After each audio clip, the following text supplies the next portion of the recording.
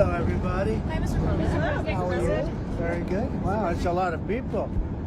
That's a lot of people. Any questions? Yes, sir. So on Russia, have you made a final decision about what sanctions or tariffs you might impose on Russia and when that might be? We're looking at a lot of things. We have big meetings coming up, as you know, in Saudi Arabia. That's going to include Russia.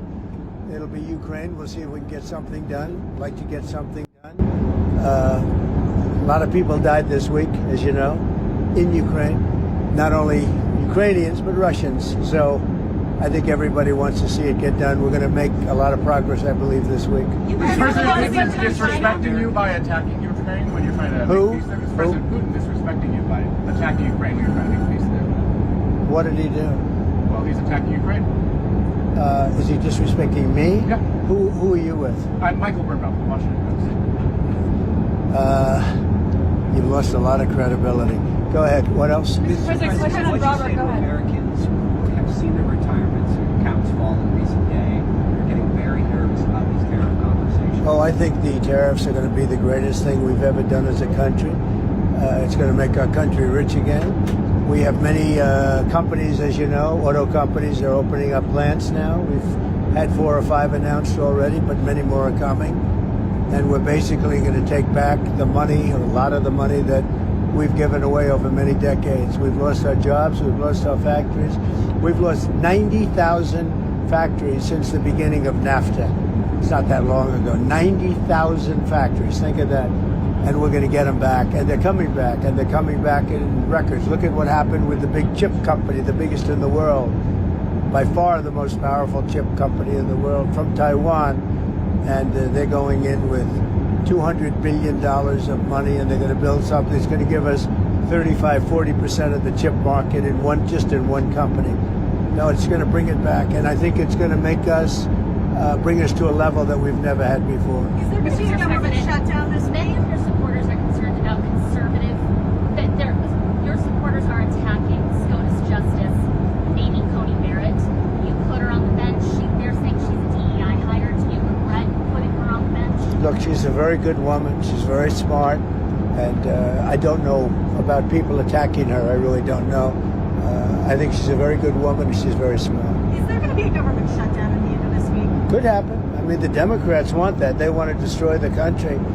So I can't tell you, but it could happen.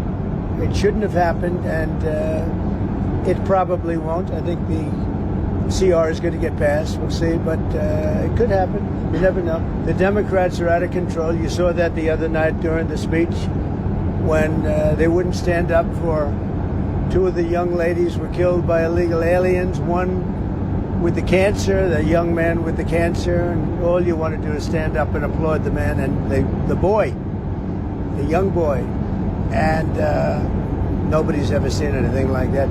They're out of control. They've lost their minds. Mr. President, are you alarmed by escalatory rhetoric from the Chinese response to your tariffs, and are you planning to meet with Xi Jinping without trade anytime soon? No, they took that rhetoric back, as you know.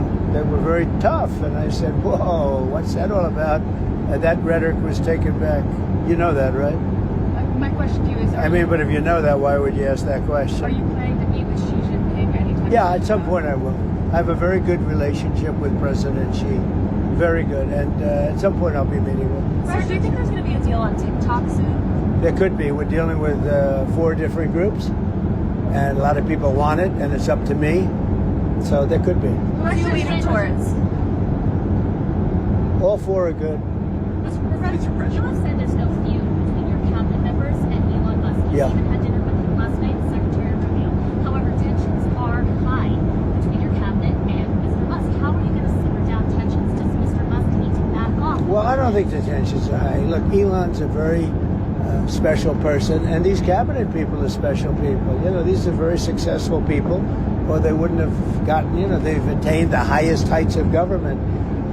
And I think they have a fantastic relationship to Elon. And Doge has been incredible. Hundreds of billions of dollars of waste and fraud and abuse has been already found.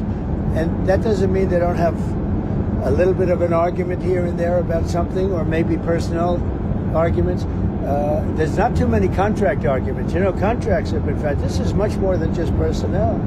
We found hundreds of billions of dollars of fraudulent contracts or very wasteful. But I think fraud. I think it's fraud. There was just another plane crash. And I think really the cabinet, for the most part, I think they get along really well with Elon. There was just another plane crash in Pennsylvania today. Secretary Duffy's big concern is his department is being gutted.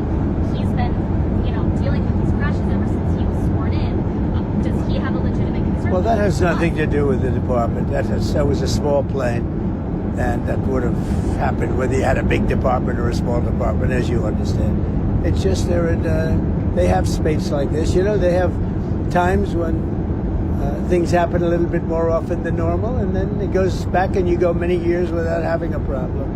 I'll tell you, I think the Southwest pilot did a fantastic job last week when he lifted that plane off the air, because if he put the brakes on, that wouldn't have been good. And I think the license should be maybe revoked for the plane that got in the way from the pilot, revoked for the plane that got in its way. But the way he immediately stepped in the gas and lifted up, as opposed to thinking for about 3 seconds when it would have been too late. The Southwest pilot or pilots they did a great job. Russia, China, and Iran are doing military exercises together. Does that concern you? No, not at all. Not at all. Why not? Because we're stronger than all of them. We have more power than all of them. I rebuilt the military. Unfortunately, Biden did nothing with it, but I rebuilt the military. But we don't want to even talk about that. I think if you look at what's happening and if you see what we've done, and if you see where we've come, and let's see what happens with the whole Russia-Ukraine thing. I think you're going to have eventually, and maybe not in the distant future, you're going to have some pretty good results coming out of Saudi Arabia this week. Are you going to resume aid to Ukraine if they sign the minerals deal?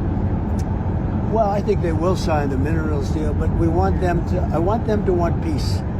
Right How do now, they show that? How do they show that? Well, right now they haven't shown it to the extent that they should. I think right now they haven't, but I think they will be, and I think it's going to become evident over the next 2 or 3 days. I think eventually, look, we have to have peace, and I'm doing this. Money is one thing. We're going to lose. We spent $350 billion on this, but the big thing, human life. Thousands of people this week, thousands of young soldiers died this week. Hundreds of people died in cities in Ukraine. And we got to get it stopped. It would have never happened if I was president, and it didn't happen. This was not going to happen. By the way, October 7th wouldn't have happened. Inflation wouldn't have happened. The Afghanistan, the way not that they left, but the way that they left, it looks so bad. Probably the most embarrassing day in the history of our country. That wouldn't have happened. A lot of things wouldn't have happened, but it is what it is. I think we're going to have a good time. I think we're going to have a good result in Saudi Arabia, meaning they're hosting the various talks, and we have a lot of good people going out there, and I think Ukraine's going to do well, and I think Russia's going to do well. I think some very big things could happen this week. I hope so.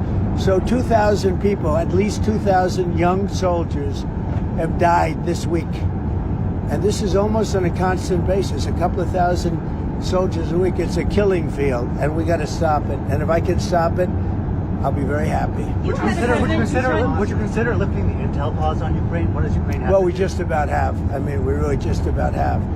And we want to do anything we can to get Ukraine to be serious about getting something done. I say they don't have the cards. Nobody really has the cards. Russia doesn't have the cards. They don't have. What you have to do is you have to make a deal. And you have to stop the killing. It's a senseless war. And we're going to get it stopped. You hesitated with Maria Bartiromo. Where are we? Are we just about? We're just about ready to land.